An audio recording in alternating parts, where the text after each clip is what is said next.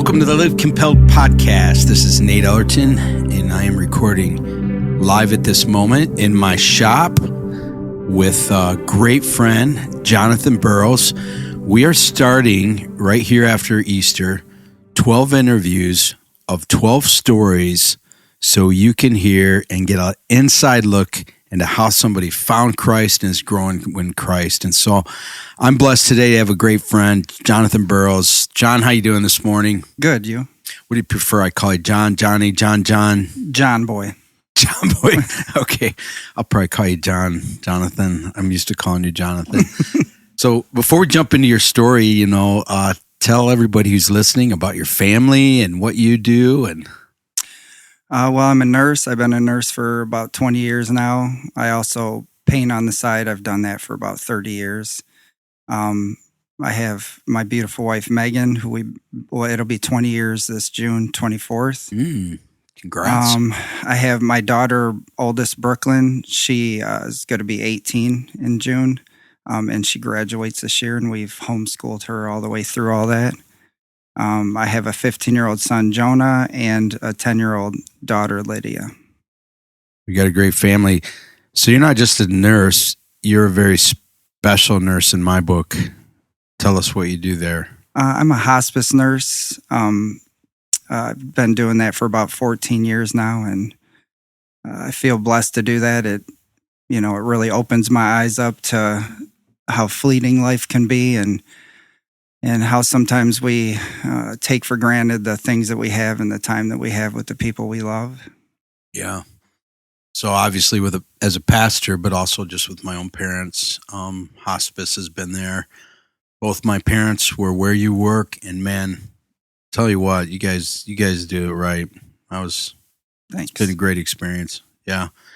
And you also help out a lot at the church. What do you do at Compelled Church? Well, I run sound, at least maybe once a month. And then I have worked with Rangers for about 8 years now. Wow. I did the quizzing for about 4 years. I helped, keep score and timing and all that. And would help, not coach a little bit, but I would help, run the kids through the questions and stuff like that. Well, and I think that's about it. Yeah. Well, I know you're involved like crazy. And running sound, 3 services a weekend. Yeah.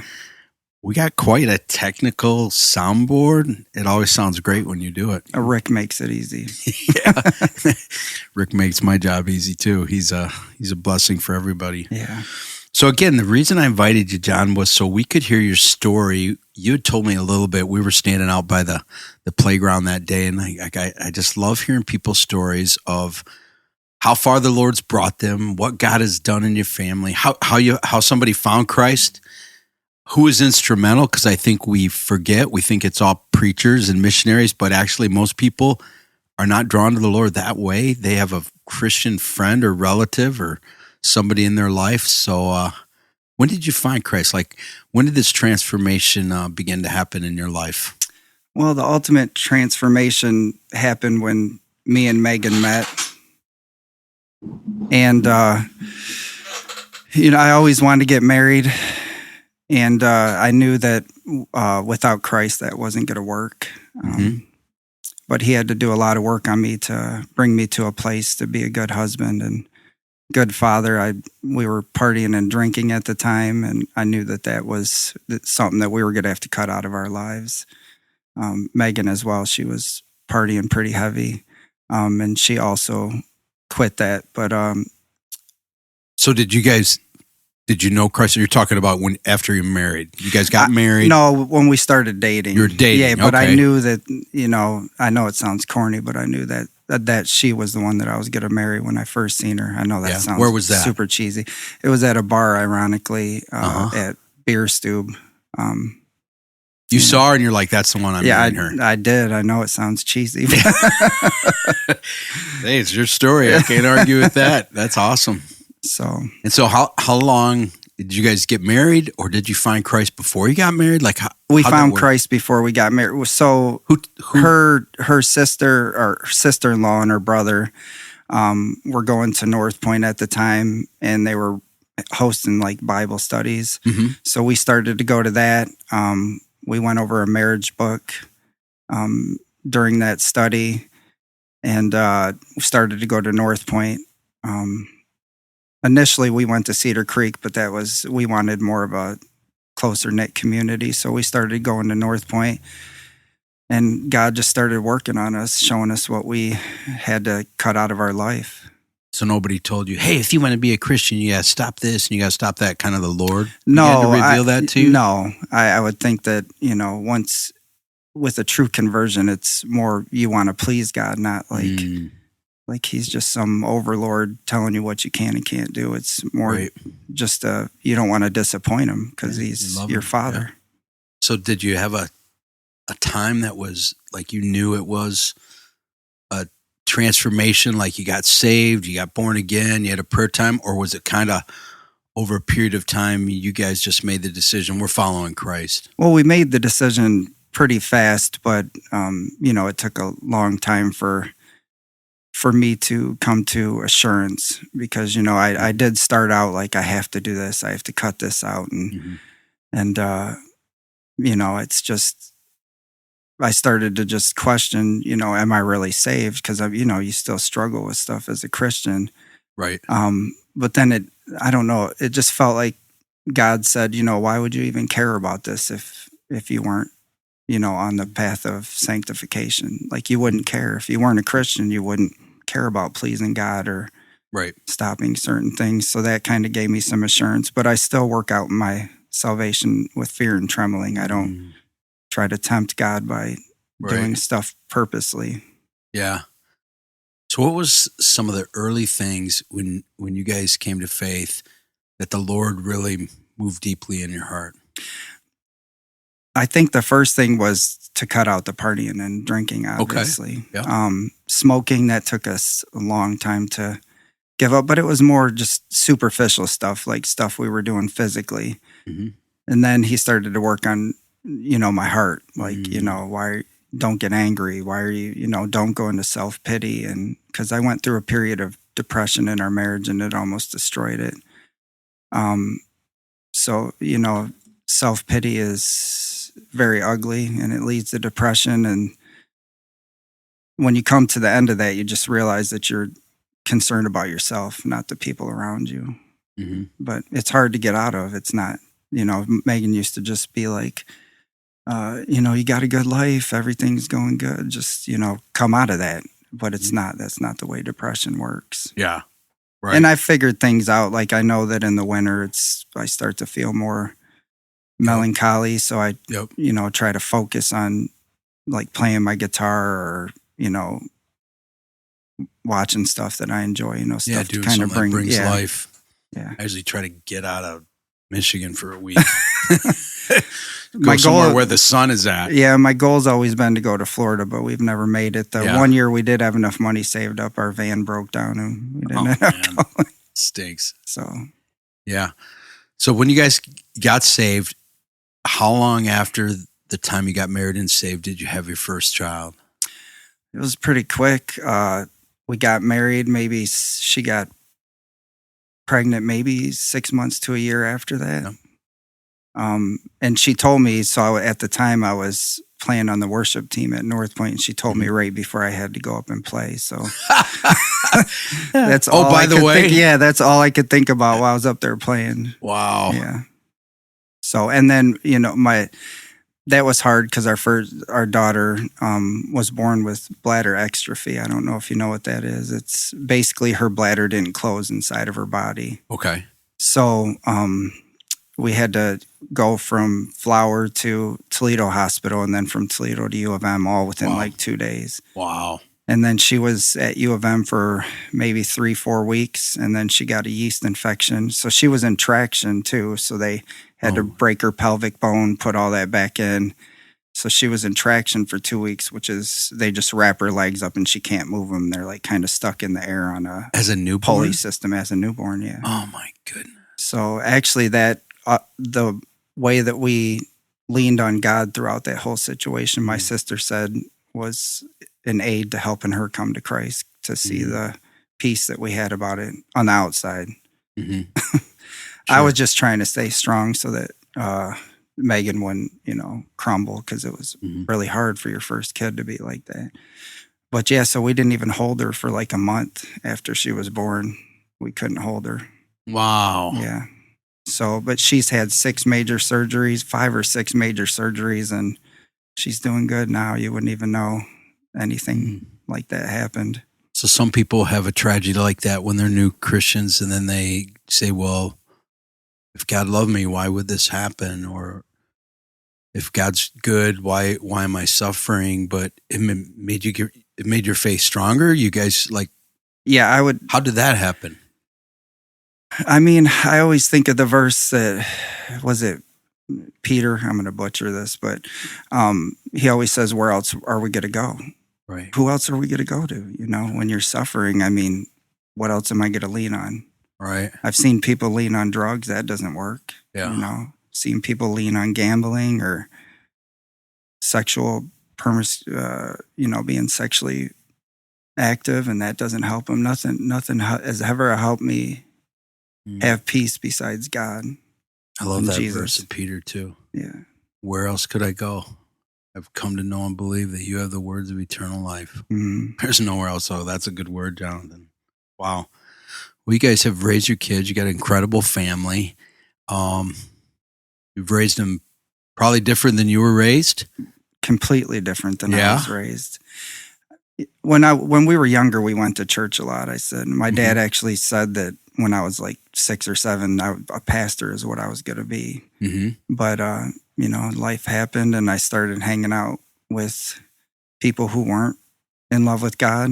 So I actually got in trouble when I was younger for writing "Thank God" all over people's siding on their houses with permanent marker. Good old Christian graffiti. Yeah. So, and then I just, started getting into partying really early in life. The area that I grew up in, it was pretty, what's the word? Rough is what I'm looking for. A lot of the parents were alcoholics or working all the time and drug addicts. And, so.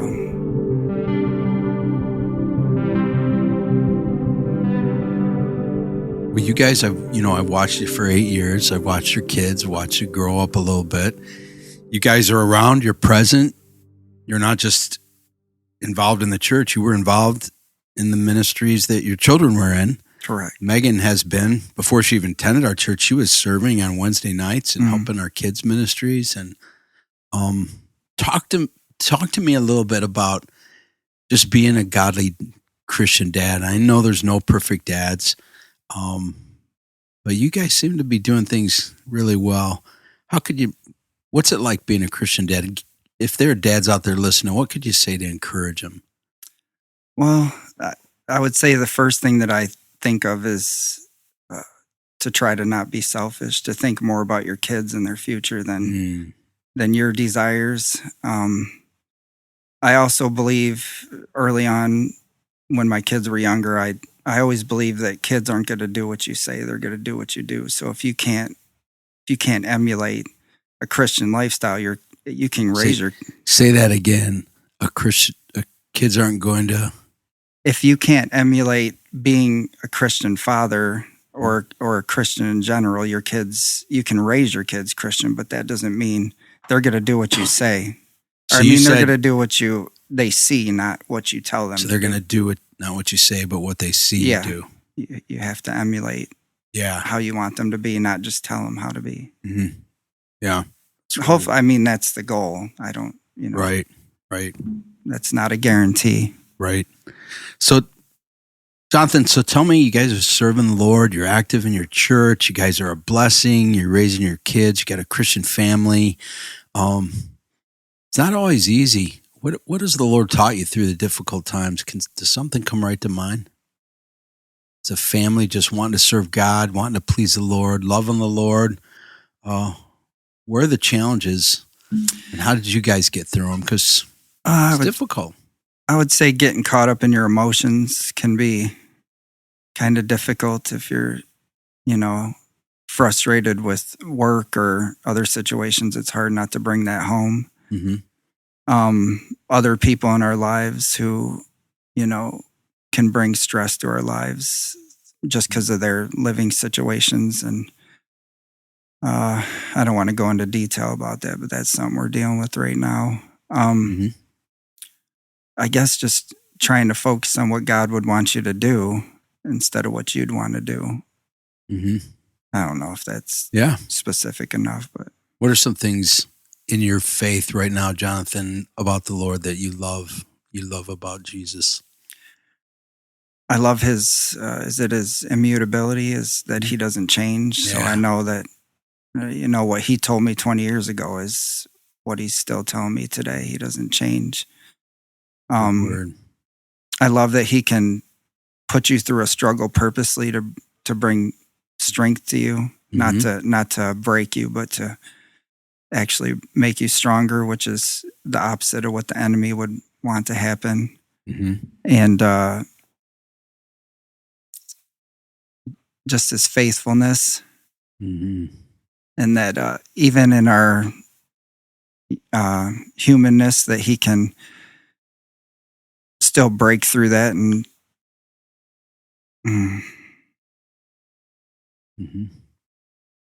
just set us on the right path. I don't know if you've ever read Pilgrim's Progress, but I saw the play. Yeah. I don't know if the play captured the book, but but it's my wife loves that book. It's just an allegory of the Christian walk and how journey. How we just stray off the narrow path all the time, and he'll keep you on that path. If I remember the play correctly, every time they strayed, the Lord sent an event or a person to help them see and get back on the path. Correct. And that's what Jesus does for us, is just guiding us back on. Yeah, I know. We're his children. He loves us. Even before being saved, I always had like kind of the gut feeling that I needed to pursue God. I don't know why I didn't earlier on in life, but I just would have random people. I worked at FedEx one time, and some guy preached to me the whole time while we were packing. I got some job that I only did for a day where we would polish semi-truck tires, and some random bus driver pulled me aside only and talked to me about Jesus. So this is before you were a Christian. This is before, this was younger, when I was so the like Lord was 16, pursuing you. Yeah. So he's always sent people. Wow. And I mean, my parents talked about God a lot. It's just, they didn't emulate that lifestyle all the time. They had struggles of their own. Yeah. So in this season of life you're in, you're busy. You got kids doing stuff. You guys volunteer. You're going to work. You're a nurse, very demanding, hospice nurse. You guys work all those shifts. And what has the Lord been showing you lately? What's he revealing to you? What's he teaching you? Something come to mind? Just to not be so anxious, really. He's been telling me that ever since I became a Christian. I worry about the kids and their future, and, Brooklyn doesn't really know what she wants to do, but he keeps telling me that, he's going to guide them into those places. Like, I initially started out going to school for music and then became a nurse. So God knows where he wants you to be. Yeah. Wow. You can make your own plans, but God will put you where he wants you to be. So that's incredible. So lots of different kinds of people in different situations listen to this podcast. How would you encourage the person today that says, you know what, I kind of relate to your story. I kind of know what I should be doing, but I'm just not doing it. How could you encourage them? What would you say to them today? I would just say, keep praying to God to push you in that direction. I don't think our flesh will push us in that direction. I think God's the only one that'll push us in that direction. And if we're faithful to keep praying to him to push us in that direction, he will. Yeah. You got a favorite Bible verse? I'm not going to quote it correctly, but it's your body's not your own. You were bought with a cost. Yeah, that's good. I always, whenever I get selfish or struggle with stuff, I always remember that I don't own my body anymore. It was bought. It's incredible. It's a great story of God's goodness and God's faithfulness and his mercy as you go through life and learn and grow. It's good stuff. Appreciate you coming today. All right. Thank sharing you. your story, man. Thank you. It's incredible.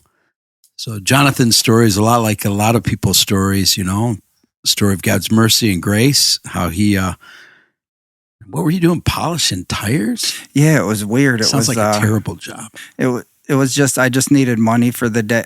Like one of my friends said, hey, we can go earn money with this guy if we just go polish tires. And then God sent somebody to come talk to you about Jesus. Yeah, that's the only time I ever did that too. Planting seeds. Yeah. God pursuing you. Yeah. Well, maybe you're listening today and the Lord's doing that, even doing that through this podcast, pursuing you. You got people in your life speaking to you. What do? You jumped into a Bible study, huh? Mm-hmm.